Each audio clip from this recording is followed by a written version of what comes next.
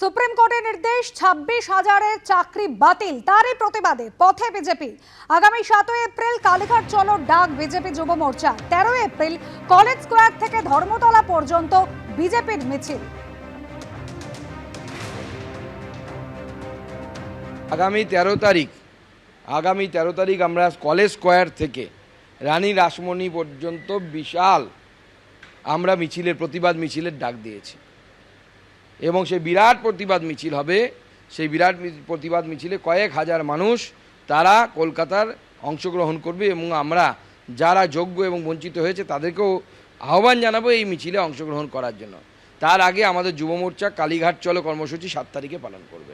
এই যে চাকরি যারা হারিয়েছে তাদের জন্য তো বিজেপি কিছু করেনি। হাইকোর্টে যখন ওদের বিরুদ্ধে রায় হলো, মুখ্যমন্ত্রী সুপ্রিম কোর্টে গিয়েছিলেন। এখন মুখ্যমন্ত্রী চেষ্টা করছেন কী রাস্তা বার করা যায় যাতে ওদের চাকরি পাওয়া যেতে পারে কিংবা ওদের ক্ষতিপূরণ হতে পারে।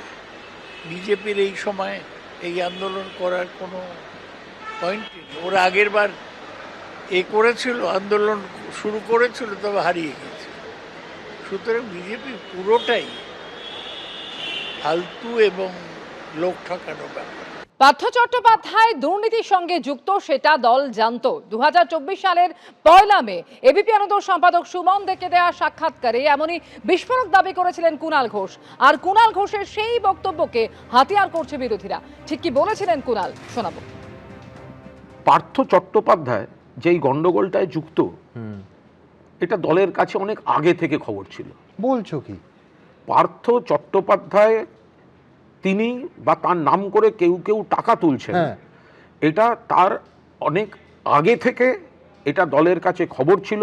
এটা 2021-এর ভোটের আগে থেকে খবর ছিল।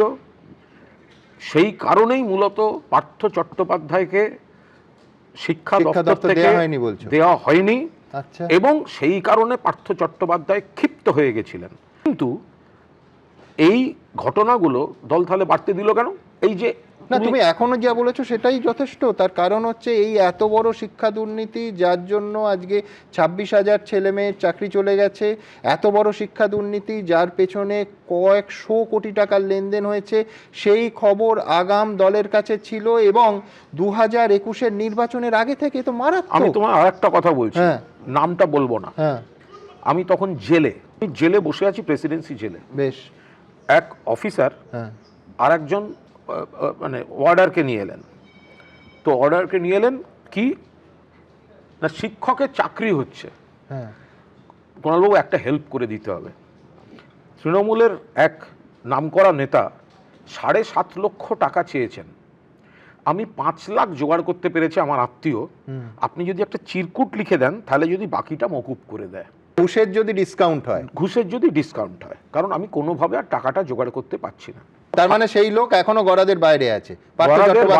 তিনি পার্থ চট্টোপাধ্যায় নন, তিনি মহা দাপটের সঙ্গে ঘুরে বেড়াচ্ছেন এবং প্রবল প্রতাপে ঘুরে বেড়াচ্ছেন। মন্ত্রিসভার মধ্যে রয়েছেন, মন্ত্রিসভার সদস্য। কেউ না কেউ তো অন্যায় করেছে, চাকরি পেয়েছে। কিন্তু বাকিদের একটা ভয়ঙ্কর কষ্টের মধ্যে পড়ে গেছে। একদম।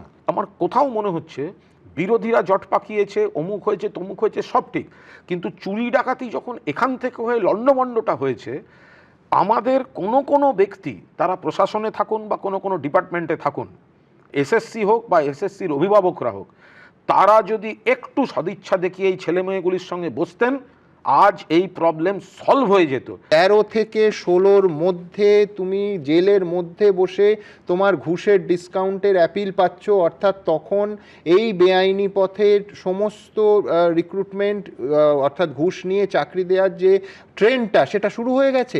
এবং তাতে একেবারে রাজ্যের মন্ত্রী যুক্ত, যিনি এখনো রাজ্যের মন্ত্রী আছেন, এখনো রাজ্যের মন্ত্রী, সম্ভবত 16 সালটা এখনো তিনি রাজ্যের মন্ত্রী। এবং 2021 সালের আগে আমাদের দলের কাছে স্পষ্ট খবর ছিল এই পার্থ চট্টোপাধ্যায় বিপুল টাকা তুলছেন এবং কোন কোন লোকের মাধ্যমে তুলছেন, কোন জেলায় তুলছেন, এই খবর পর্যন্ত কিন্তু ছিল।